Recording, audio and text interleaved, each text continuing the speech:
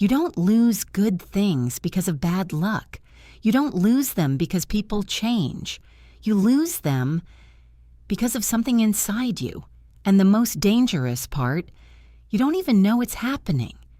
There is a version of you, quiet, invisible, automatic, that slowly destroys relationships, opportunities, even your own happiness, not on purpose, but predictably. And once you see it, you won't be able to unsee it. So let me ask you something. Have you ever had something good in your life and somehow it just slipped away? Not suddenly, but slowly, confusingly, painfully? Stay with me. Because by the end of this video, you're going to meet the version of you, and that's been ruining everything. You think it's coincidence. That relationship that started perfectly, then turned cold. We had that opportunity you were excited about, but somehow lost interest in. That person who genuinely cared about you, but you pushed them away. Let me tell you a story. There was someone, let's call her Sarah. She met someone who treated her right. No games, no confusion, no emotional roller coaster, just calm, steady, real. At first, she loved it, but then something strange started happening. She began to feel bored, then irritated, then distant. She started overthinking everything. Why is he so nice? Is something wrong? Why don't I feel the same excitement? And slowly, she pulled away, not dramatically, just enough. Until one day it ended, and she told herself, he just wasn't the one. But months later, she realized something painful. It wasn't him, it was her. Oh, let me ask you something. Have you ever lost interest in something that was actually good for you? Have you ever pushed someone away and didn't fully understand why? Have you ever felt uncomfortable when things were too peaceful? Be honest, because this is where it starts. Your brain doesn't want what's best for you. It wants what's familiar, even if what's familiar is chaos, inconsistency, emotional pain, deep truth. If you grew up around emotional unpredictability, neglect, or constant tension, then calm feels wrong. Love feels suspicious. Peace feels boring. So what do you do without realizing it? You create problems, overthink, pull away test. People sabotage good things. Does this sound like you? Or are you starting to recognize someone you know? This is where it gets dangerous, because it's not conscious. And you don't wake up and say, let me ruin this. No, it's subtle, automatic, invisible. Signs your hidden self is active. You overthink simple situations. You assume negative intent. You lose interest when things feel stable. You feel drawn to emotionally unavailable people. Answer this honestly. Do you feel more attracted to people who confuse you? Do you lose attraction when someone becomes consistent? Do you sometimes create distance, even when you don't want to? If this is hitting a little too close to home, that's not by accident. This channel is designed to show you the patterns most people never see. So if you want to understand human behavior, dark psychology, and the hidden forces shaping your life, take 1 second and subscribe. Because the next part is where things get even deeper. Here's the truth most people avoid. You don't sabotage things because you're broken. You sabotage them because they don't match your internal identity. There was a guy who finally got his dream job. Good pay, respect, growth. Everything he said he wanted. But after a few months, he started showing up late, missing deadlines, losing motivation, until eventually, he lost the job, and everyone said he wasted a great opportunity. But the truth? Deep down, he didn't believe he deserved it. Have you ever gotten something you wanted and then slowly messed it up? Not intentionally, but consistently. You think you're addicted to people. You're not. You're addicted to emotional patterns. And examples. Anxiety equals feels like love. Uncertainty equals feels like attraction. Drama equals feels like passion.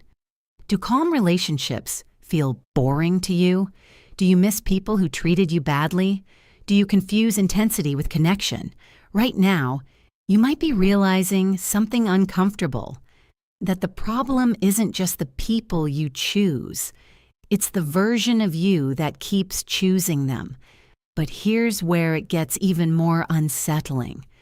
Because in the next part, I'm going to show you the exact behaviors you're doing that are silently pushing good things away. And the scariest part, you probably do them every day without noticing. Before we continue, I need you to be honest with yourself, because what you're about to hear is not comfortable. These are not obvious mistakes. They're subtle.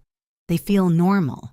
And they even feel justified, but they are the exact behaviors that slowly destroy the good things in your life. So ask yourself this: what if the problem isn't what's happening to you, but how you're reacting to it? First, it feels like intelligence. You're analyzing. You're being aware. But in reality, you're creating problems that don't exist. Someone sends you a message. Hey, I'll talk to you later. Simple, normal. But your mind doesn't stop there. It starts asking, why later? Did I do something wrong? Why didn't they say more? And suddenly, a normal moment becomes anxiety, and that anxiety changes how you respond. Maybe you reply cold, maybe you pull back, maybe you start acting different. And just like that, you begin to damage something that was perfectly fine. Be real with yourself. How often do you assume the worst without evidence? How many times have you reacted to something that wasn't even real? Have you ever created distance because of your own thoughts? Inking doesn't protect you. It primes you for self-sabotage. You don't trust easily. So instead of asking directly, you test, acting distant to see if they chase you, withholding affection to see if they care, creating small conflicts to check their reaction. There was someone who stopped replying on purpose, not because they were busy, but because they wanted to see, will they notice? Will they try harder? At first, the other person did. They reached out. They checked in. But after a while, they got tired, and eventually, they stopped trying. And the person thought, see? They never cared. But the truth? Now they push them away. Question: have you ever pulled back just to see what someone would do?